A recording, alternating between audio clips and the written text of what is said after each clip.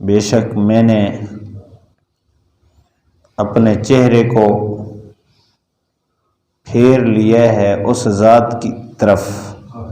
جس نے آسمانوں اور زمین کو بغیر مادے نقشے کے پیدا فرمایا،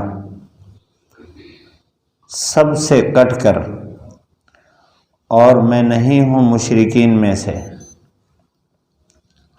حضرت ابراہیم علیہ السلام کی توحید کے دلائل کا تذکرہ چل رہا ہے۔ جس قوم اور معاشرے میں ابراہیم علیہ السلام نے آنکھ کھولی بت پرست تھے اور ستارے پرست تھے، ستاروں کی، چاند کی، سورج کی پوجا کرتے تھے،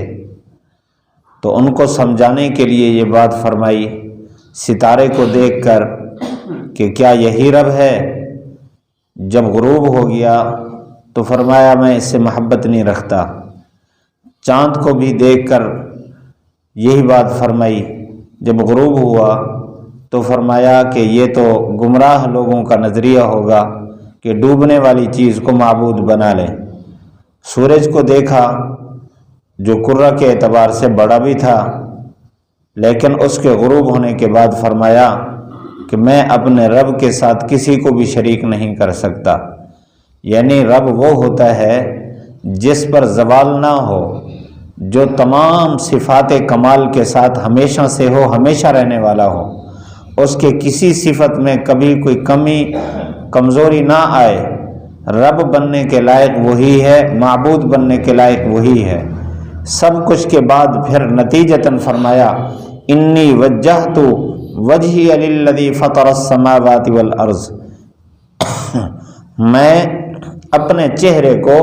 اس ذات کی طرف پھیرتا ہوں۔ فطرہ، جس نے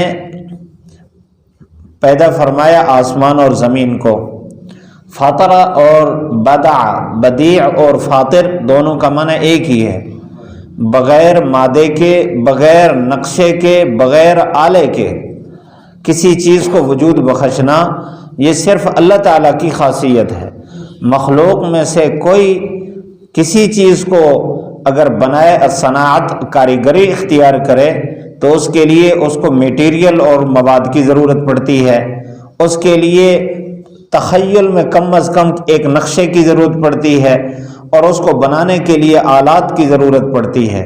اللہ وہ ذات ہے جس نے آسمان جیسے بڑے کرے کو اور زمین جیسے بڑے کرے کو بغیر مادے کے، بغیر نقشے کے، بغیر آلے کے بنایا ہے،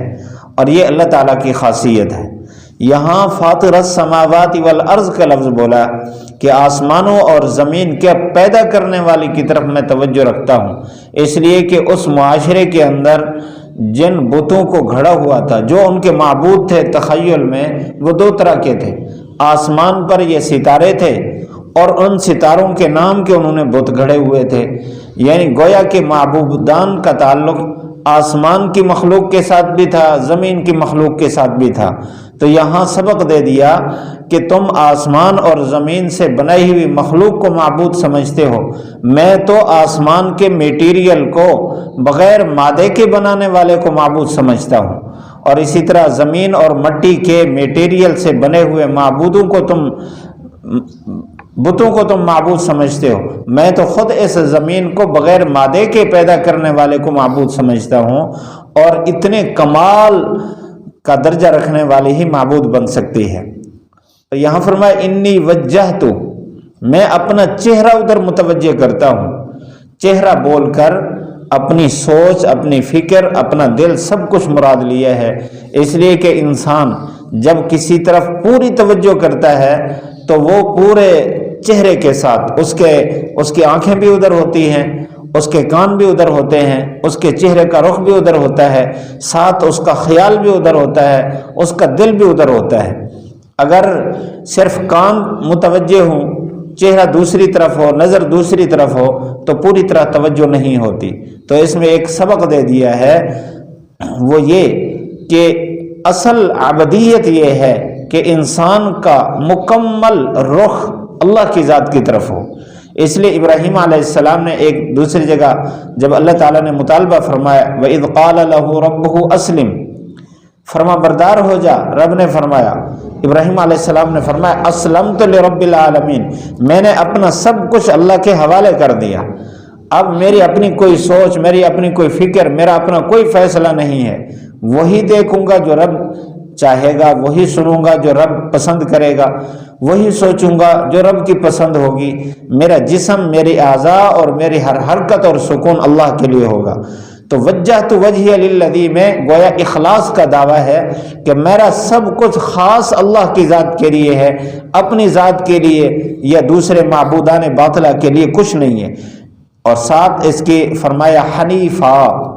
حنیفہ حنیف کہتے ہیں اس کو جو ایک کی طرف متوجہ ہو کر سب سے کٹ جائے اور کسی طرح بھی اس کا غیر کے ساتھ تعلق نہ رہے، اس کو حنیف کہتے ہیں۔ اس لیے ہمارا جو دین ہے دین حنیف اس کو کہا جاتا ہے۔ اس کا مطلب ہے کہ کامل دیندار وہ ہے جو صرف اللہ ہی کے لیے سارے کام کرے، اور جو مخلوق میں اپنے طمع اور لالچ کو ساتھ ملاتا ہے وہ کامل دیندار نہیں ہے۔ اس کی جماعت حنفاء، اللہ تعالیٰ نے حکم فرمایا کونوا حنفاء کہ تم اللہ کے ہو جاؤ سب سے کٹ کر، کامل ایمان وہ ہے۔ وما انا من المشرکین، پھر اسی کی وضاحت فرمائی کہ میں اپنے کسی کام میں، عقیدے میں، عبادت میں، اپنے معاملات میں اللہ کو راضی کرنے کے ساتھ کسی اور کو راضی کرنے کو شریک نہیں کرتا، میرا مقصد صرف اللہ کو راضی کرنا ہے۔ اور ابراہیم علیہ السلام نے اپنی زندگی سے بھی بتا دیا کہ انہوں نے نہ رشتہ داری کی پرواہ کی اور نہ حکمران کی پرواہ کی اور نہ وطن کی پرواہ کی، نہ اولاد کی پرواہ کی، کسی چیز کی پرواہ نہیں کی، ہر میدان میں انہوں نے اللہ کو خوش کیا۔ اللہ تعالی ہمیں بھی یہ جذبہ نصیب فرمائے۔ اس میں میرے اور آپ کے لیے سبق ہے کہ کامیابی کا راستہ ابراہیم علیہ السلام کا راستہ ہے، اس لیے اللہ تعالیٰ نے حضور صلی اللہ علیہ وسلم کو بھی حکم فرمایا واتبع ملت ابراہیم حنیفہ، جس طرح ابراہیم علیہ السلام سب سے کٹ کر صرف اللہ کے ہو کر رہے، اسی طرح تم بھی اپنی خواہشات، اپنے طمع اور دنیاوی مقاصد سے کٹ کر صرف اللہ کے ہو جاؤ، ساری کائنات اللہ کی ہے، اللہ سب کو تابع کر دے گا۔ اللہ تعالی ہم سب کو عمل کی توفیق نصیب فرمائے۔ انی وجہت وجہی للذی فطر السماوات والارض حنیفا وما انا من المشرکین۔ انی وجہت، میں متوجہ ہوں، وجہی اپنے چہرے کے ساتھ، للذی اس ذات کی طرف، فطرہ جس نے بغیر مادہ نقشہ اور آلہ کے بنایا، السماوات آسمانوں کو، والارض اور زمین کو، حنیفہ متوجہ ہوتا ہوں سب سے کٹ کر، وما انا من المشرکین اور نہیں ہوں میں مشرکین میں سے۔ الحمدللہ رب